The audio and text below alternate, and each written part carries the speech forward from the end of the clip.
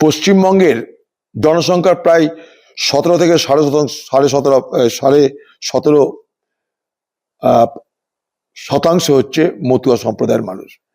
সেই মতুয়া সম্প্রদায়ের বিরাট একটা অংশের মানুষের একটা আশঙ্কা যে এসআইআর প্রক্রিয়া তাদের নাম বাদ যাচ্ছে এবং বাদ যেতে পারে। আমি তাদের এই আশঙ্কার সঙ্গে সহমত পোষণ করে তাদের আন্দোলনে সামিল হয়েছি, তাদের সঙ্গে সর্বক্ষেত্রে সহযোগিতা করবার প্রতিশ্রুতি দিয়েছি। আমি ভারতবর্ষের সরকারকে, ভারতবর্ষের মিনিস্ট্রি অফ হোম অর্থাৎ গৃহমন্ত্রীকেও এই বিষয়ে আমি চিঠি দিয়েছি।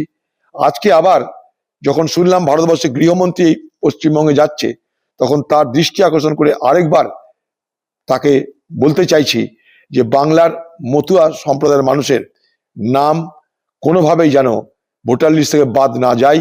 তার জন্য তাদেরকে ভোটার হিসাবে যা যা তাদের সহযোগিতা করা দরকার, কেন্দ্রীয় সরকারের পক্ষ থেকে, সেই মিনিস্ট্রি অফ হোমের পক্ষ থেকে সেই সহযোগিতা যেন করা হয়। কারণ এই বিষয়টা কিন্তু গৃহ মন্ত্রণালয়ের একটা বড় অংশ, বড় এখানটায় অবদান আছে। অবদান এই সেন্সে যে ভোটার হওয়ার আগে যে নাগরিকত্ব, সেই নাগরিকত্ব কিন্তু গৃহ মন্ত্রকের পক্ষ থেকে কিন্তু বরাদ্দ করা হয়। স্বাভাবিক কারণে যখন অমিত শাহ গৃহমন্ত্রী ভারতবর্ষের পশ্চিমবঙ্গে, তাকে আবার আমি তার দৃষ্টি আকর্ষণ করে বলতে চাইছি যে মতুয়া সম্প্রদায়ের মানুষের একটাও যেন বৈধ ভোট যেন ভোটার লিস্ট থেকে বাদ না যায়।